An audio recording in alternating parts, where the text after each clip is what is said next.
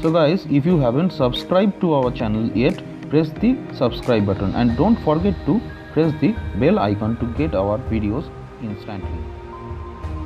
আপনি কি মনে করেন বেশি মিষ্টি খেলে কি ডায়াবেটিস হয়? ডায়াবেটিস কি শুধু বয়স্ক মানুষেরই হয়, অথবা ডায়াবেটিকদের মিষ্টি খাওয়া কি সম্পূর্ণভাবে নিষিদ্ধ?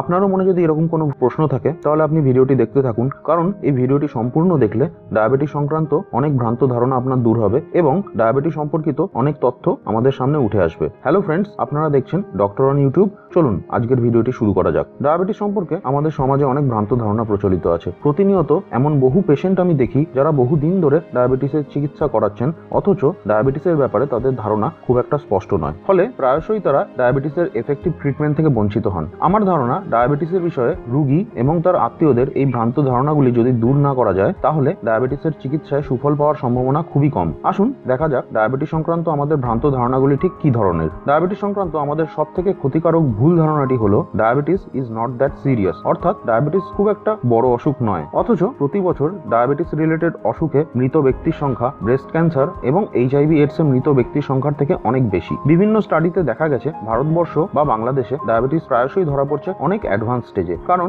আমরা ডায়াবেটিসের সাইন সিমটমগুলিকে খুব একটা গুরুত্ব দিই না। ফলে রোগটি যখন ধরা পড়ে ততক্ষণে শরীরের অনেক ক্ষতি হয়ে গেছে। তাই আপনার বা আপনার কোনো আত্মীয়ের যদি ডায়াবেটিসের কোনো সাইন সিমটম থাকে, যেমন ধরুন রাত্রে বারবার টয়লেট যেতে হয়, প্রচন্ড জল তেষ্টা পায় বা দৃষ্টিশক্তি ক্ষীণ হয়ে আসছে, অথবা আপনি বারবার বিভিন্ন ইনফেকশনে ভুগছেন, তাহলে আপনি ডক্টরের পরামর্শ নিন এবং আপনার ব্লাড সুগার টেস্ট করান। আর্লি স্টেজে ডায়াবেটিস ধরা পড়লে ডায়াবেটিসের কমপ্লিকেশনগুলো অনেক কমানো যায়। ডায়াবেটিস সংক্রান্ত আমাদের আরেকটি ভুল ধারণা হলো বেশি মিষ্টি বা সুগার খেলে ডায়াবেটিস হয়। কিন্তু আসলে বেশি মিষ্টি খেলে যেমন ডায়াবেটিস হয় না, তেমনি কম মিষ্টি খেলে ডায়াবেটিস হওয়ার সম্ভাবনাও কমে না। ডায়াবেটিসের জন্য দায়ী কিছু ফ্যাক্টর আছে, যেমন genetic factor, obesity, lack of exercise, কিছু ক্ষেত্রে হাই ক্যালোরি এবং হাই ফ্যাট ডায়েট ডায়াবেটিসের জন্য দায়ী। ডায়াবেটিস সংক্রান্ত পরবর্তী ভ্রান্ত ধারণাটি হলো হাই ব্লাড সুগার মানেই ডায়াবেটিস। এই ধারণাটি একদমই ঠিক নয়। হাই ব্লাড সুগার হওয়ার আরো অনেক কারণ আছে, যেমন cirrhosis of liver, hyperthyroidism, acute infection, কিছু মেডিসিন যেমন diabetics, aspirin, oral contraceptives etcetera. অনেকের ধারণা আপনার ডায়াবেটিস হলে আপনি ফল বা চিনি খেতে পারবেন না। এই ধারণাটি সম্পূর্ণ সত্য নয়। সাধারণত ডায়াবেটিস হলে কিছু ফল যেমন আম, কলা, আনারস না খাওয়াই ভালো, কিন্তু অন্যান্য ফল যেমন আপেল, পেয়ারা, স্ট্রবেরি এগুলি আপনি স্বল্প পরিমাণে খেতে পারেন। ডায়াবেটিস রোগীদের ফল খাওয়া পুরোপুরি বন্ধ করা উচিত নয়, কারণ ফলে ভিটামিন, মিনারেলস এবং ডায়েটারি ফাইবার্স বেশি পরিমাণে থাকে, যেগুলি আমাদের শরীরের পক্ষে খুব এসেনশিয়াল। শেষ করার আগে আরেকটি ভুল ধারণার বিষয়ে আমি কথা বলতে চাই, সেটি হলো ইনসুলিন নিতে অনেকেই পছন্দ করেন না, কারণ তারা মনে করেন ইনসুলিন নেওয়া শুরু করলে কখনোই তা ছাড়া যায় না।